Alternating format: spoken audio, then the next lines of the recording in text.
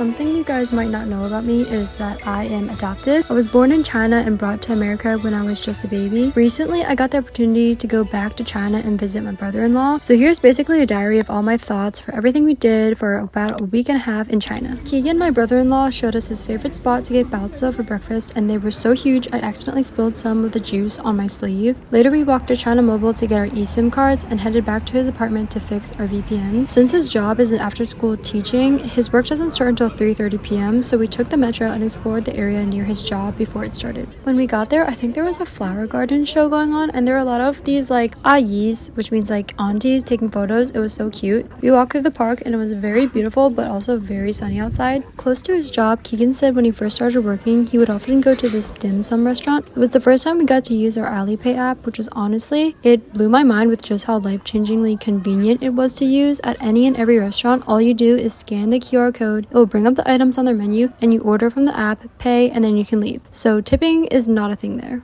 When he started working, we were kind of stuck because we didn't quite understand which lines to use for the metro to get back to their apartment. So Dominic and I just explored the area, which had a ton of big shopping malls and lots of cafes. We went to this super cute one and struggled to order because our Alipay app wasn't working well. And so this super sweet girl came to us and helped us even though she didn't know much English at all. She stayed with us to help us order. And by around 8 p.m. Keegan was done and we were still so jet lagged that we were just ready to go to sleep.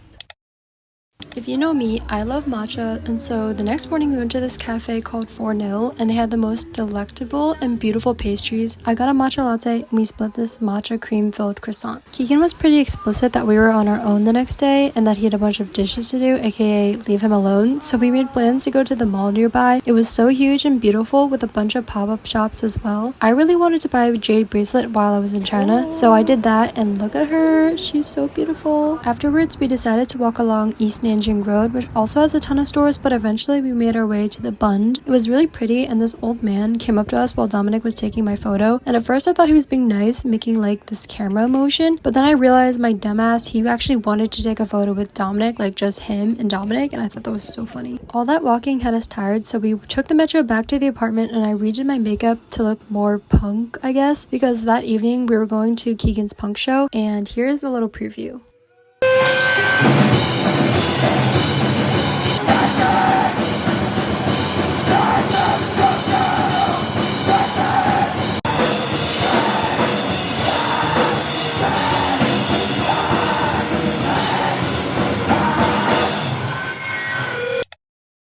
We woke up the next morning and decided that we liked the cafe that we went to yesterday so much that we just decided to go again. And Sunday's agenda was to visit the Jing'an Temple Garden and then just walk around the market area nearby. It was kind of just a day to explore more of Shanghai and do whatever we felt like. When we got off the metro, inside the same metro building was a ton of restaurants, and they even had a big grocery store, which was super convenient. I got my sister this ring that she wanted, and I also got some chapstick, and we decided to go to this sushi restaurant, which was very delicious. Do you like my little platter?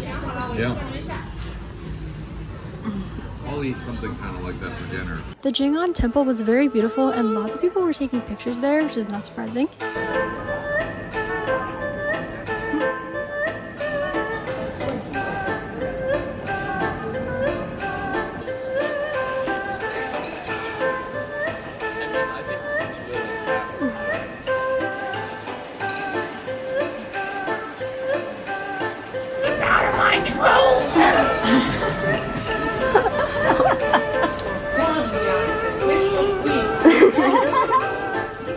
We walked out of the temple area to the market and tried tanggulu, which was personally my favorite part.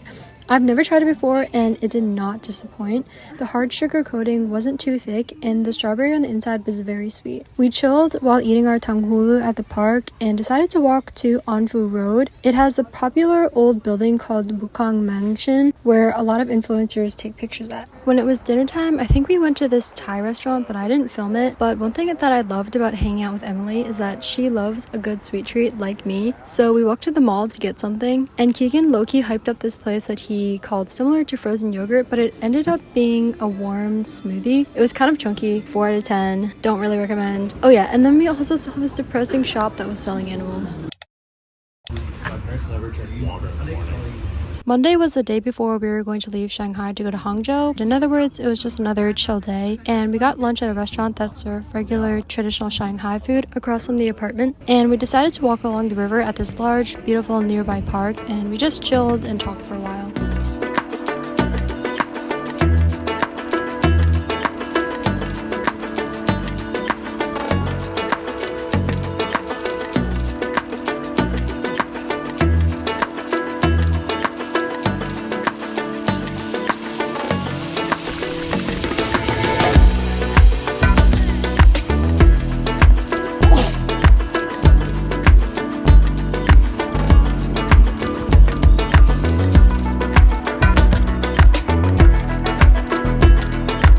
After we left the park, of course we had to stop at a convenience store to get ice cream, and then they told me that we were going to visit a cat cafe, and I didn't even realize that they had planned that for the day. But when they told me we were going to the Mocha Cat Cafe, I was so excited. My only experience at a cat cafe was in Charleston, and it wasn't fun at all. The cats here though were so calm and loved being pet. Some of them even came up to us and wanted to be pet and would rub their heads and tails on us, especially the hairless ones, but I wasn't a huge fan of those. The cafe itself was so adorable. It had tea, coffee, and soda, and video games and card games. The four of us played the longest game of Uno I think I've ever played in my life. One of the cats also peed on a seat. Later that evening was dodgeball night, and apparently there were a ton of people signed up. We rented bikes and biked to the building called Cages, which is basically an indoor sports complex that also had a huge bar, food, and I think karaoke. The bike ride there was a little chaotic, but I personally loved it. I don't know why we thought it would be a good idea to eat pizza before we played dodgeball, but we did, and we went to one of their favorite pizza places called Home Slice. I got the white pizza, which I think was just Alfredo sauce with a white cheese. When we got there, the dodgeball scene was very interesting. People were warming up and everything. There were a mix of international and Chinese people, and everyone was very into it. I was trying not to get hit in the head because headshots were not off limits. Dominic came up with the idea to form a wall while squatting to minimize our surface area for getting hit. I think it actually worked. We stayed there for about 2 hours and everyone was super sweaty, so we biked home, took a late but much needed shower, and went to bed.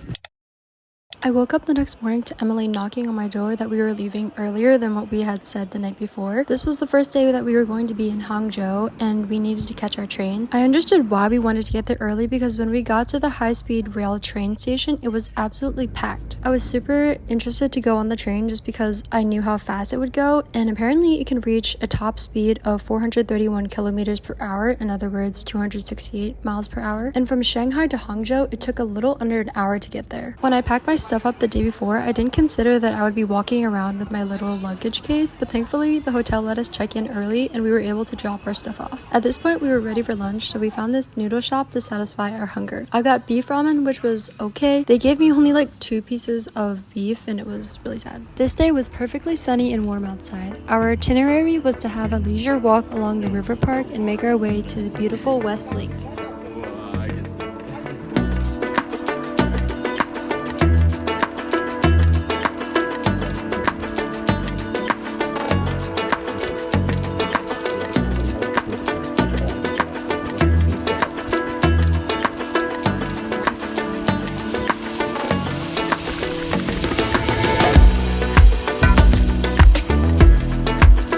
We walked through this little shopping town and stopped at this convenience store to get ice cream.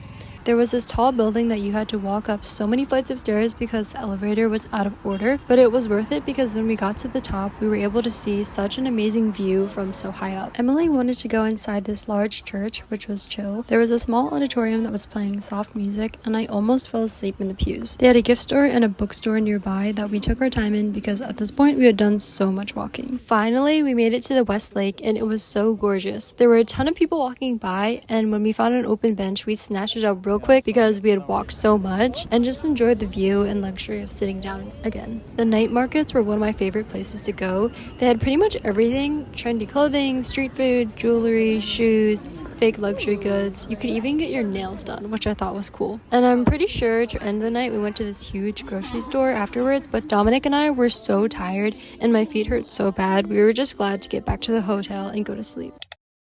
Right outside our hotel was a cafe called Manor Coffee, and Dominic and I had left our hotel early just to get some, but for some reason our Alipay was making it so difficult, so eventually Emily came and helped us order it. Along Dingxi Road was a pastry shop called Bakeology, and they had a ton of cute things to choose from. We got a cream-filled pastry and a savory pastry. We decided to hike this mountain to see caves, but it was pretty disappointing since they had closed most of them off since there were recently a lot of falling rocks. We were lucky though because we were able to walk through one cave. Outside, it was so warm and humid. It was such a nice feeling to be inside because of how cool it was inside the cave. Somehow we found this sandwich restaurant and we got these huge burgers, and Dominic liked them so much he ordered a second one. This was also one of the instances where the waiter tried to speak to me in Chinese and I awkwardly was just like, I don't speak Chinese, and I said it in English. It was just kind of awkward. When we finished our hiking at the cave mountain, we decided to travel to one of the tea fields in Hangzhou and visit the tea museum. These young girls followed Dominic and I around until they finally mustered the courage to just ask him if they could interview him for a project. There was one from the 100th anniversary of the Chinese Communist Party that I thought was interesting. Yeah, a lot. Too much to say. Have you ever tried tea from Hangzhou? No, I have not yet. But I think I will after this. It only made sense to find a place that served tea from the tea garden, so that's exactly what we did. It was super overpriced, but Keegan assured us it was worth the money since this was a unique experience. I think I agreed with him. Video of that and then can for the tea fields if you can. Thanks for the direction there. Yeah. This was really expensive. Yours was like 85. Yeah. Ours is like 50. I don't know, like What? why. What do you mean? Well, we'll see. We got this. We got the same thing. Green tea, wasn't it? Can I try some? Black tea does have caffeine in it, though. So we A shall lot better. enjoy. I'm always down to go to the night market because I absolutely enjoy seeing all the little trinkets people were selling, and usually for a pretty good price. We also stopped at Uniqlo so that Dominic could buy 7 of the same black t-shirts to fulfill his dream wardrobe. Right next to the Uniqlo was a Korean restaurant called Beloko. It had a cool vibe and all the food was delicious. One of our favorites was the bulgogi pizza. Thank you for seeing that. To end the night, we went to this huge grocery store, and this is just a video of one of the floors that they had dedicated to snacks, and it was so huge. I was actually in shock. But alas, we were also so tired from the day, so I was excited to go back to the hotel and go to sleep. Okay, I realized I actually didn't film anything on Thursday, so the summary is we left our hotel at around 12, got snacks, but then that's when Emily realized she accidentally bought the wrong tickets, so we waited at the train station for an extra 1.5 hours, and I got in a bad mood, and when we got back, I honestly just needed some alone time, and we actually relaxed while Keegan and Emily went to dodgeball. Dominic met them for dinner at a Mexican place, but since dodgeball ended late, I stayed up till 11 to wait for them to go to sleep. It did feel good to be back in Shanghai since Thursday was our last day in Hangzhou and it was mostly a travel day. We decided to do our own thing since frankly we just needed a break. On our way to the Shanghai Botanical Garden, Dominic and I walked to a nearby pastry shop and shared an Oreo cream-filled croissant, and it was everything you could want in a croissant. It was so good. We hopped on the metro and walked a little distance to get there. It was so worth it though, and many people were also enjoying the beautiful scenery and nature. There were 2 conservatories we were mainly interested in, and the first one was gigantic. There was an area where you could walk up many flights of stairs to look over the whole thing. We left the conservatory and it was definitely a pretty hot day, so we made our way to a refreshment stand to get a bottle of water. The lady told Dominic how much the water was, but then I decided I wanted a popsicle, so I pointed to the other man behind the stand that I wanted the watermelon popsicle. So then the price changed, and then the lady was all confused that I couldn't understand what the new amount due was because she was telling me in Chinese, and Dominic thought we were just getting water, so we all had different prices in our heads. But eventually we did figure it out and it was all good. Afterwards, we took the metro back and met up with Keegan and Emily at a Yunnan restaurant, and the food was top tier. I do think that they were mad at me though for being in a bad mood the day prior, so the conversation was not that great.